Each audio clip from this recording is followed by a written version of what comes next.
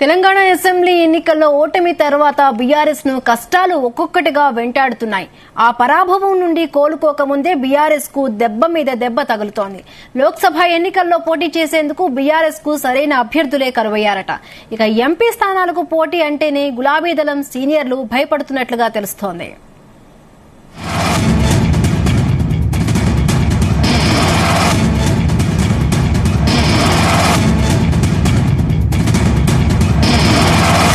Telangana assembly ఎన్నికల్లో ఓటమి పాలైన బీఆర్ఎస్ త్వరలో జరగనున్న లోక్సభ ఎన్నికలపై ఫోకస్ పెట్టింది.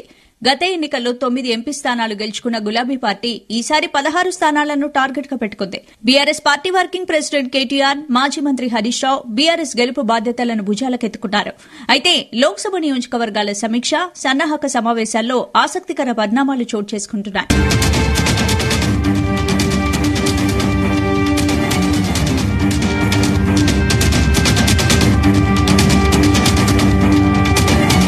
లోక్సభ ఎన్నికల్లో పోటీ చేసేందుకు చాలా మంది బీఆర్ఎస్ సీనియర్లు వెనుకడుగు వేస్తున్నట్లుగా తెలుస్తోంది. చాలా జిల్లాల్లో ఇదే కనిపిస్తోంది.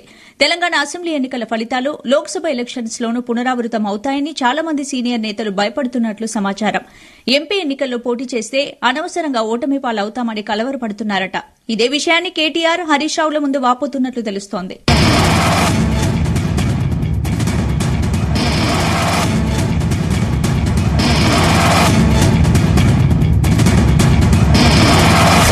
మరోవైపు కాంగ్రెస్ దూకుడు మీదుంది. తెలంగాణలో అధికారంలోకి వచ్చిన నాటి నుంచే తాము హామీలు ఇచ్చిన 6 గ్యారంటీల అమలుపై దృష్టి సారించింది.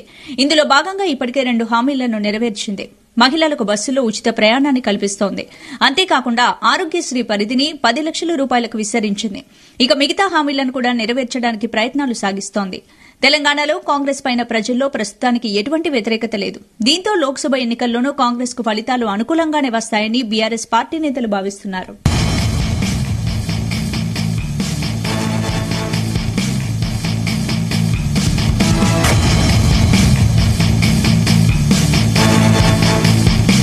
సీనియర్లు పోటీకి సుముఖత వ్యక్తం చేయకపోవడంతో గెలుపు గుర్రాల వేట బీఆర్ఎస్ అధిష్టానానికి తలకు మించిన భారంగా మారింది. అయితే సిట్టింగ్లకు మళ్లీ టికెట్లు ఇచ్చేందుకు వెనుకాడుతోంది. ఒకవేళ సిట్టింగ్ ఎంపీలకే మళ్లీ అవకాశం కల్పిస్తే అసెంబ్లీ ఎన్నికల సమయంలో చేసిన పొరపాటే రిపీట్ అవుతుందేమోనని గులాబీ పార్టీ భావిస్తోంది. ఇటీవల జరిగిన అసెంబ్లీ ఎన్నికల్లో దాదాపుగా సిట్టింగ్లకే కేసీఆర్ అవకాశం కల్పించారు. కొన్ని చోట్ల మాత్రమే కొత్త వారికి మార్చారు. అలా మార్చిన స్థానాల్లో బీఆర్ఎస్ విజయం సాధించింది. సిట్టింగ్లలో చాలా మంది ఘోర పరాజయం చవిచూశారు. ఎంపీ ఎన్నికల్లోనూ ఇదే జరుగుతుందేమోనని బీఆర్ఎస్ అధిష్టానం భయపడుతోంది.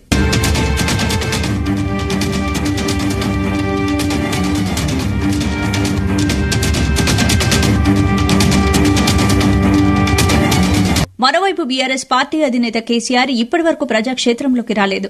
ఆయన వచ్చిన తర్వాత పరిస్థితి ఎలా ఉంటుందో చూశాక ఆలోచిద్దామని మరికొందరు భావిస్తున్నారు. ఇలాంటి పరిస్థితుల్లో పార్టీ శ్రేణుల్లో స్థైర్యం నింపేందుకు బీఆర్ఎస్ అధిష్టానం ఎలాంటి చర్యలు తీసుకుంటుందన్నది ఆసక్తికరంగా మారింది.